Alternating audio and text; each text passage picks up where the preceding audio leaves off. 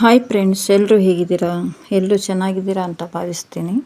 ಇವತ್ತು ನಾನು ನಿಮಗೆ ಮಹಾಭಾರತದಲ್ಲಿ ದ್ರೋಣಾಚಾರ್ಯರು ಹಾಗೂ ಏಕಲವ್ಯ ಇವರ ಗುರು ಶಿಷ್ಯರ ನಡುವಿನ ಬಾಂಧವ್ಯ ಹೇಗಿತ್ತು ಅನ್ನೋದರ ಬಗ್ಗೆ ಒಂದು ಚಿಕ್ಕ ವಿವರಣೆಯನ್ನು ಚಿತ್ರಣದ ಮೂಲಕ ಸನ್ನಿವೇಶವನ್ನು ವಿವರಿಸ್ತಾ ಇದ್ದೇನೆ.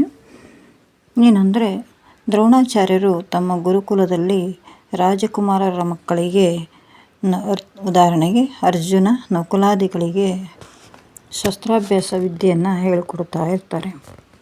ಇವರು ಕ್ಷತ್ರಿಯರಿಗೆ ಅಲ್ಲದೆ ಬೇರಾರಿಗೂ ವಿದ್ಯೆಯನ್ನು ಹೇಳ್ಕೊಡ್ತಾ ಇರಲಿಲ್ಲ.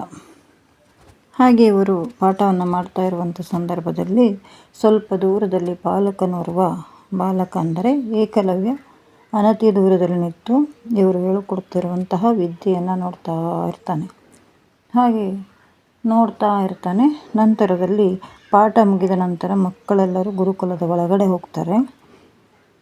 ನಂತರ ಏಕಲವ್ಯ ದ್ರೋಣಾಚಾರ್ಯರ ಬಳಿ ಬಂದು, ಗುರುಗಳೇ, ನನಗೂ ಕೂಡ ನೀವು ಬಿಲ್ವಿದ್ಯೆಯನ್ನು ಹೇಳಿಕೊಡಿ, ನನಗೂ ತುಂಬ ಆಸೆ ಇದೆ, ಬಿಲ್ವಿದ್ಯೆಯನ್ನು ಕಲಿಯಬೇಕು ಅಂತ ಕೇಳ್ಕೊಳ್ತಾನೆ. ಆವಾಗ ದ್ರೋಣಾಚಾರ್ಯರು, ಮಗು, ನಿನ್ನಲ್ಲಿ ವಿದ್ಯೆ ಕಲಿಯುವಂಥ ಆಸೆ ಇರೋದು ತುಂಬ ಸಂತೋಷ ಪಡುವಂಥ ವಿಷಯ. ಆದರೆ ನಾನು ಕ್ಷತ್ರಿಯರಿಗಲ್ಲದೆ ರಾಜಕುಮಾರರ ಮಕ್ಕಳಿಗಲ್ಲದೆ ಬೇರಾರಿಗೂ ವಿದ್ಯೆಯನ್ನು ಕಲಿಸುವುದಿಲ್ಲ ಅಂತ ಹೇಳ್ತಾರೆ. ಆಗ ಗುರುಗಳ ಪಾದಕ್ಕೆ ಎರಗಿ ಬಾಲಕ ಮನೆಗೆ ಬರ್ತಾನೆ.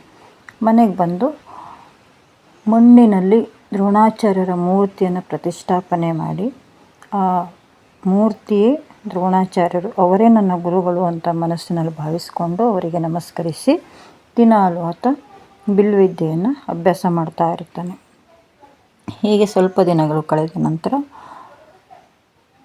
ಒಂದು ದಿನ ಹೀಗೆ ಗುರುಗಳು ಪಾಠ ಮಾಡ್ತಾ ಇರ್ತಾರೆ.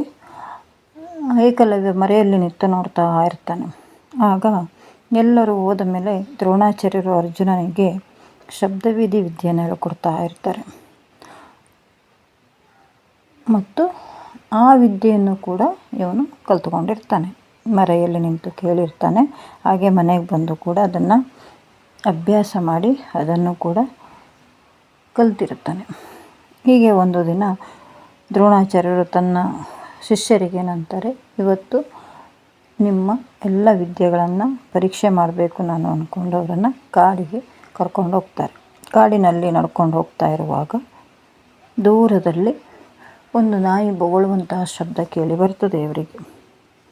ಆಗ ಎಲ್ಲಿಂದ ಬಂತು ಶಬ್ದ ಅಂತ ಎಲ್ಲರೂ ಆಶ್ಚರ್ಯಚಕಿತರಾಗಿ ನೋಡ್ತಾರೆ. ಹಾಗೆ ನೋಡ್ತಾ ಇರುವಂಥ ಸಂದರ್ಭದಲ್ಲಿ ಇವರಿಗೆ ನಾಯಿ ಕಾಣಿಸುವುದಿಲ್ಲ, ಬದಲಾಗಿ ನಾಯಿ ಬೊಗಳುವಂಥ ಶಬ್ದ ಅಷ್ಟೇ ಕೇಳಿಸ್ತಾ ಇರ್ತದೆ ಕಿವಿಗೆ. ಆವಾಗ ಶಿಷ್ಯರ ಬಳಿ ಆ ನಾಯಿಗೆ ನೀವು ಬಾಣ ಪ್ರಯೋಗ ಮಾಡಿ ಅಂತ ಹೇಳ್ತಾರೆ. ಆವಾಗ ಎಲ್ಲ ಶಿಷ್ಯರು ಗುರುಗಳನ್ನು ಆಶ್ಚರ್ಯದಿಂದ ನೋಡ್ತಾ ಇರುವಾಗ ಅರ್ಜುನ, ಈತನಿಗೆ ಶಬ್ದವೇದಿ ವಿದ್ಯೆ ಗೊತ್ತಿತ್ತು, ಆ ಕಾರಣದಿಂದ ಅವನು ಬಾಣ ಪ್ರಯೋಗವನ್ನು ನಾಯಿಯ ಮೇಲೆ ಮಾಡಲಿಕ್ಕೆ ಪ್ರಯತ್ನ ಮಾಡ್ತಾನೆ. ಹಾಗೆ ಬಾಣ ಪ್ರಯೋಗ ಮಾಡಿದಾಗ ಇವನ ಬಾಣ ಗುರಿ ತಲುಪುವುದಿಲ್ಲ. ನಂತರದಲ್ಲಿ ನಾಯಿ ಬೊಗಳ್ತಾನೆ ಇರುತ್ತೆ, ಬಾಣ ಮಾತ್ರ ಗುರಿ ತಲುಪಿರುವುದಿಲ್ಲ. ಇನ್ನು ಸ್ವಲ್ಪ ಹೊತ್ತಿನ ನಂತರ ನೋಡಿದ್ರೆ ನಾಯಿಯ ಬೊಗಳುವಿಕೆ ಶಬ್ದ ನಿಂತಿರುತ್ತೆ ಮತ್ತು ನಾಯಿ ಹತ್ತಿರದಲ್ಲಿ ಬಂದಿರುತ್ತೆ. ಆ ನಾಯಿ ಬಂದಾಗ ನಾಯಿಯ ಬಾಯಿಯ ತುಂಬ ಬಾಣಗಳು ತುಂಬಿರುತ್ತವೆ. ಆವಾಗ ಎಲ್ಲರೂ ಆಶ್ಚರ್ಯಚಕಿತರಾಗಿ ಈ ನಾಯಿಯ ಬಾಯಿಗೆ ಬಾಣವನ್ನು ಹಾಕಿದವರು ಯಾರು, ಬಿಟ್ಟವರು ಯಾರು ಅಂತ ನೋಡ್ತಾರೆ. ದೂರದಲ್ಲಿ ಬಾಲಕ ಏಕಲವ್ಯ ಮರೆಯಲ್ಲಿ ನಿಂತಿರ್ತಾನೆ. ಆಗ ದ್ರೋಣಾಚಾರ್ಯರು ಆ ಬಾಲಕನನ್ನು ಹತ್ತಿರಕ್ಕೆ ಕರೀತಾರೆ. ನೀನಾ ಬಾಣ ಪ್ರಯೋಗ ಮಾಡಿದ್ದು ನಾಯಿಯ ಮೇಲೆ ಅಂತ ಕೇಳ್ತಾರೆ. ಹೌದು ಗುರುಗಳೇ ಅಂತ ಗುರುಗಳಿಗೆ ನಮಸ್ಕಾರ ಮಾಡಿಕೊಂಡು ನಾನೇ ಬಾಣ ಪ್ರಯೋಗವನ್ನು ಮಾಡಿದ್ದೇನೆ ಅಂತ ಹೇಳ್ತಾರೆ. ಆವಾಗ ಗುರುಗಳು ಈತನಿಗೆ, ನೀನು ಯಾರಿಂದ ಈ ವಿದ್ಯೆಯನ್ನು ಕಲಿತೆ ಅಂತ, ನೀವೇ ನನ್ನ ಗುರುಗಳು, ನೀವೇ ನನಗೆ ಕಲಿಸಿದ್ದು ಅಂತ ಹೇಳ್ತಾರೆ ಗುರುಗಳಿಗೆ ಇವನು ಏಕಲವ್ಯ ಹೇಳ್ತಾನೆ. ಆಗ ಅರ್ಜುನನಿಗೆ ಕೋಪ ಬರುತ್ತೆ. ಯಾಕೆಂದರೆ ದ್ರೋಣಾಚಾರ್ಯರು ನನಗಷ್ಟೇ ಈ ಶಬ್ದವೇದಿ ವಿದ್ಯೆಯನ್ನು ಹೇಳಿಕೊಡುತ್ತೆ ಅಂತ ಹೇಳಿದ್ರು, ಹಾಗಾಗಿ ಗುರುಗಳು ಮಾತಿಗೆ ತಪ್ಪಿದ್ದಾರೆ, ಏಕಲವ್ಯನಿಗೂ ಕೂಡ ಈ ವಿದ್ಯೆಯನ್ನು ಹೇಳಿಕೊಟ್ಟಿದ್ದಾರೆ ಅಂತ ಬಿಲ್ವಿದ್ಯೆಯಲ್ಲಿ ನನಗಿಂತ ಯಾರೂ ಸರಿಸಮ ಇರಬಾರ್ದು ಅನ್ನುವಂಥದ್ದು ಅರ್ಜುನನಲ್ಲಿ ಇತ್ತು. ಹಾಗಾಗಿ ಇವನಿಗೆ ಕೋಪ ಬರ್ತದೆ. ಆವಾಗ ಇದನ್ನು ಗಮನಿಸಿದಂತಹ ದ್ರೋಣಾಚಾರ್ಯರು, ಮಗು ಏಕಲವ್ಯ, ನೀನು ನನ್ನನ್ನು ಗುರುಗಳೆಂದು ಭಾವಿಸ್ತೀಯಲ್ಲವೇ? ಹೌದು ಗುರುಗಳೇ, ಕಾಯ ವಾಚ ಮನಸ್ಸ ನಾನು ನಿಮ್ಮನ್ನು ಗುರುಗಳಂತಲೇ ಭಾವಿಸ್ತೇನೆ, ನೀವೇ ನನ್ನ ಗುರುಗಳು ಅಂತ ಹೇಳ್ತಾನೆ.